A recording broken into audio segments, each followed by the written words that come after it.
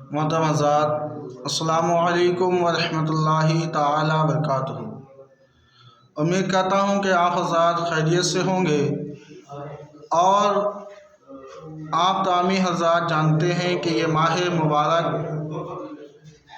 رجب المرجب ہے، تو اسی ماہ مبارک کے اوپر اسی ٹاپک پر یہ ویڈیو بنا رہا ہوں، آپ حضرات کے بہت ہی کام آئے گی۔ اور عزیزان گرامی، اس ماہ مبارک میں ہم سب کے آقا سیاح لامکہ احمد مجتبی محمد مصطفیٰ صلی اللہ علیہ وسلم کو شب معراج شریف ہوئی تھی۔ اسی ماہ مبارک کی 27ویں شب کو ہم سب کے آقا سیاح لامکہ احمد مجتبی محمد مصطفیٰ صلی اللہ تعالی علیہ وسلم معبود حقیقی سے جا ملے تھے، یعنی اللہ رب العزت کا دیدار سے مشرف ہوئے تھے۔ اور عزیزان گرامی، اسی شب کے اندر ہم اور آپ کو اللہ رب العزت نے بہت سے تحفے عنایت کیے، جیسا کہ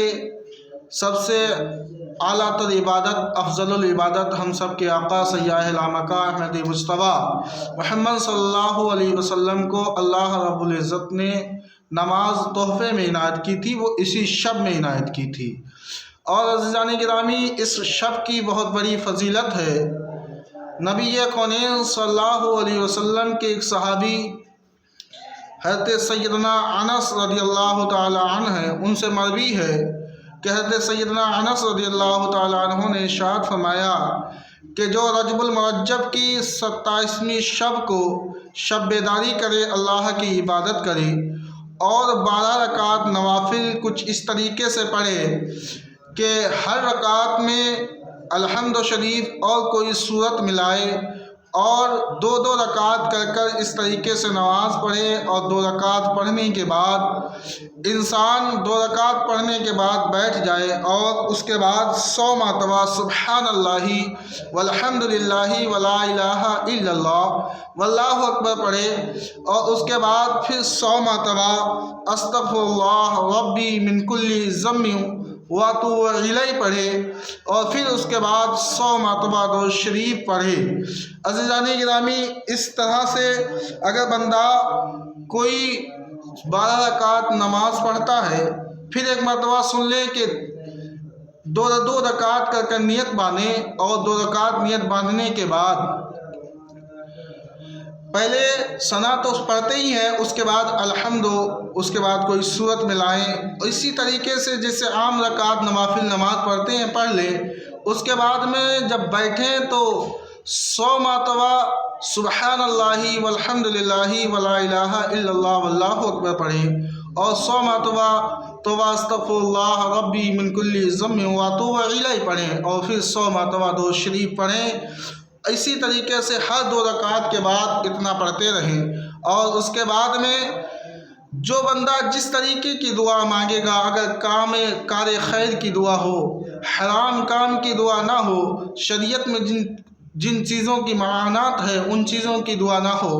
اور کوئی بھی جائز مقاصد کے لیے کوئی دعا مانگتا ہے، اللہ رب العزت اس کی دعاؤں کو قبول کرتا ہے، اس کی توبہ کو قبول کرتا ہے۔ اور ساتھ ہی ساتھ میں حضرت ابو ہریرہ رضی اللہ تعالی عنہ سے بھی مروی ہے، حضرت ابو ہریرہ نے اس دن کے بارے میں فرمایا کہ نبی کونین صلی اللہ علیہ وسلم نے ارشاد فرمایا کہ جو بندہ 27ویں تاریخ کے دن کا روزہ رکھتا ہے، یعنی 27 رجب المرجب کا روزہ رکھتا ہے، تو اللہ رب العزت اس ایک دن کے صدقہ طفیل، 27ویں تاریخ کے روزہ رکھنے کے صدقہ طفیل، اللہ رب العزت اس کے حصے میں 60 ماہ کا ثواب لکھتا ہے۔ یعنی 60 مہینے جو بندہ مسلسل روزہ رکھے، اور اس دن کا جو بندہ ایک دن کا روزہ رکھ لے، اتنا ثواب کمائے گا جتنا ثواب 60 مہینے روزہ رکھنے میں کماتا ہے۔ تو عزیزان گرامی، ہم اور آپ کو چاہیے کہ اس 27ویں شب اور 27ویں